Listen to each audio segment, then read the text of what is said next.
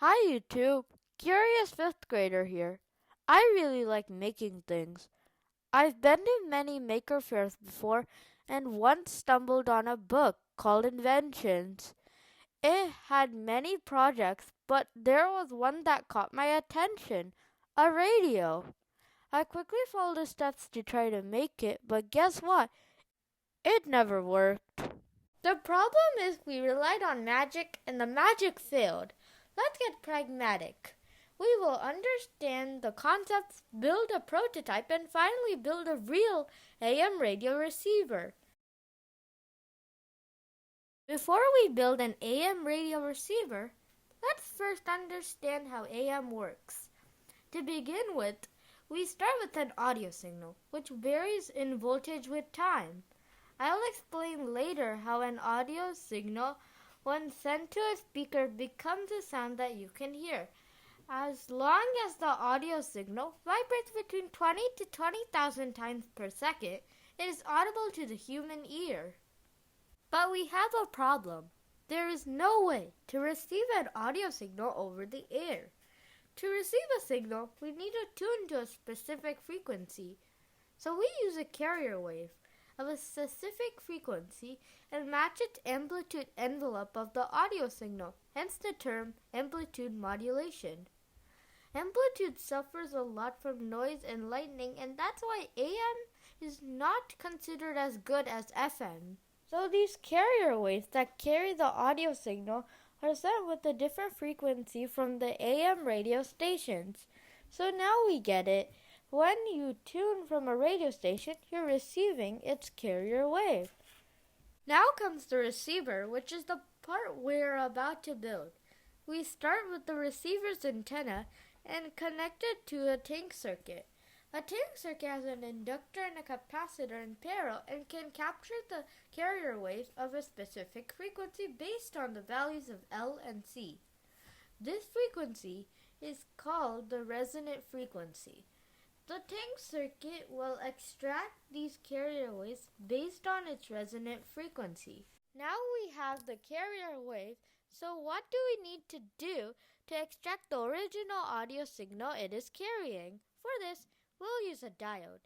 Its purpose is to extract the audio signal which captures only the positive side, as that was the original audio signal. Then we'll use a low-pass filter that removes the high-frequency carrier signal. The low-pass filter has a capacitor resistor in parallel. Right here, we have the antenna tuner. Inside we have the tank circuit, which consists of an inductor and a capacitor. I happen to have those two components right here. The inductor is a Litz coil inductor, which helps improve the inductance. And this capacitor is known as a double gain capacitor, and it's a variable capacitor. So let's check the values of these. So let's get started with the inductor.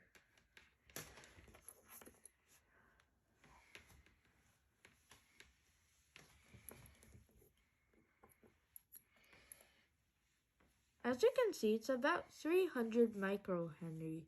So now I've gotten a ferrite rod. This ferrite rod can help you increase our inductance. So let's lower it inside the inductor. As you can see, the inductance is slowly rising.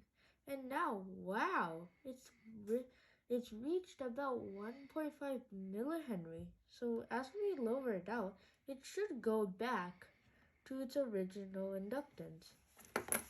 And that is our variable inductor. So now for the capacitor, let us check the capacitance.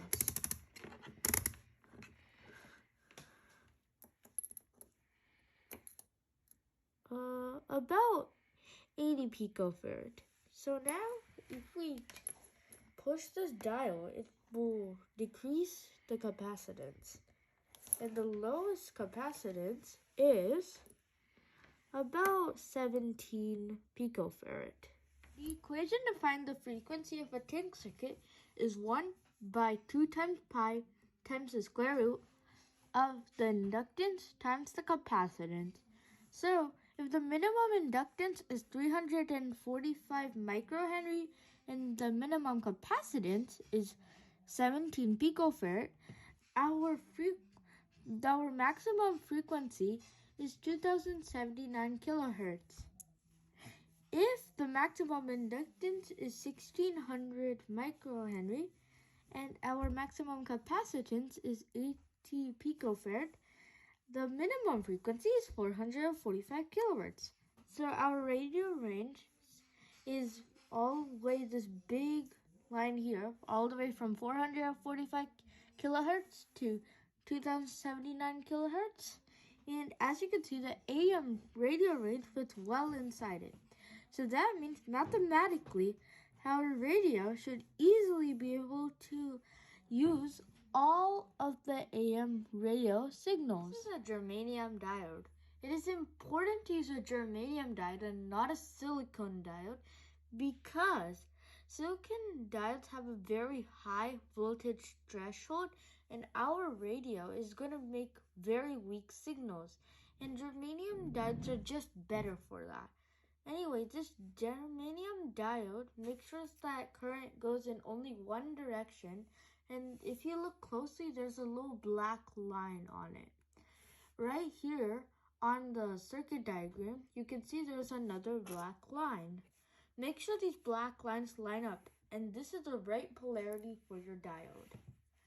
Now right here, I have a resistor, and this is 1 mega ohm, but let's check its resistance. So we have our multimeter and set it to 20 mega ohms.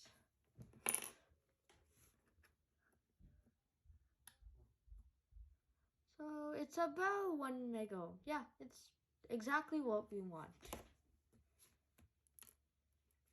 So also for the other part of our low pass filter is our capacitor, which is 220 picofarads. So let's check that as well.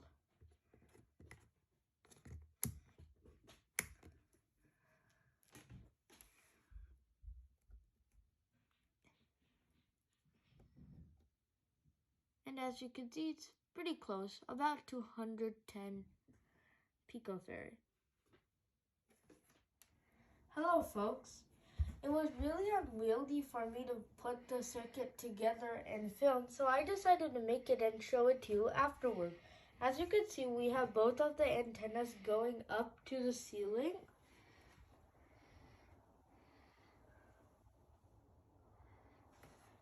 And right here, we have the ground that is going down to the floor and connecting to an outlet. Here we have our capacitor and our inductor, and here's that ferrite rod. And next to it we have the low pass filter, which consists of the diode right here, and the 1 mega ohm resistor, and the 220 picofarad capacitor. This finally connects down here to this box, which is the amplifier, which connects to the speaker. The speaker here is homemade, but you don't have to use a homemade one, and you can get one from Amazon instead. So here is let's hear what it sounds like.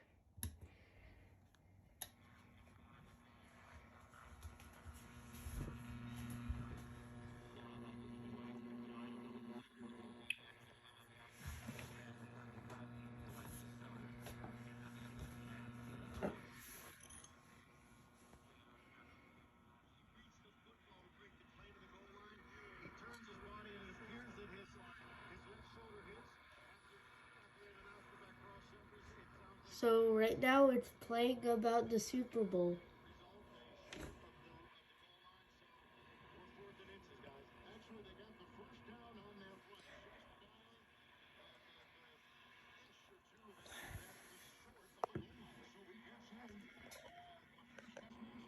So there you have it, folks. Our prototype finally works with the Super Bowl playing.